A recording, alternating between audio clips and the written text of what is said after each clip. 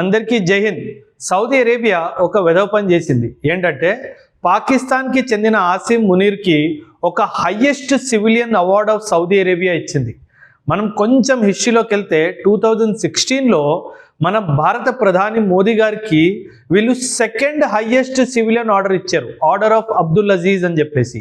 కానీ ఇప్పుడు ఆసిమ్ మునీర్కి మాత్రము highest order of the civilian award ఇచ్చారు.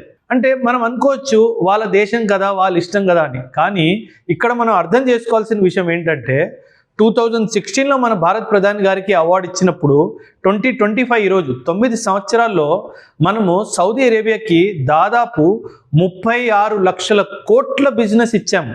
అండ్ ఇదే టైం పీరియడ్లో పాకిస్తాన్లో చూసుకుంటే మాత్రము 4 లక్షల కోట్ల బిజినెస్ సౌదీ అరేబియాతో చేసింది. అంటే 36 లక్షల కోట్లు బిజినెస్ చేసిన మన భారతదేశానికి వీళ్ళు ఇచ్చింది గౌరవంలో స్థానము 2వ స్థానం.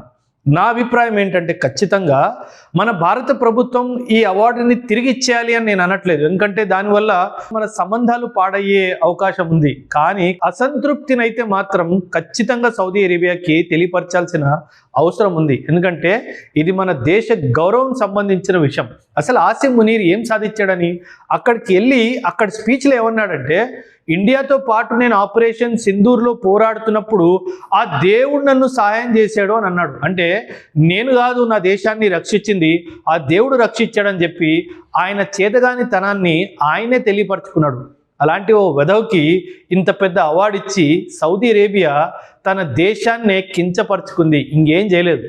సౌదీ అరేబియా చేసిన ఈ వెధవ పని వెనుక ఇంకొక కారణం కూడా అయి ఉండొచ్చు. ఖచ్చితంగా ఆసిమ్ మునీరు ట్రంప్కి దగ్గర అయ్యాడు కదా, సో ట్రంప్తో సౌదీ అరేబియాకి చెప్పించి ఇలా అవార్డుల మీద అవార్డులు ఒక విధంగా చూడాలంటే కొనుక్కుంటున్నాడు తప్పితే అర్హతుడు మాత్రం ఖచ్చితంగా కాదు.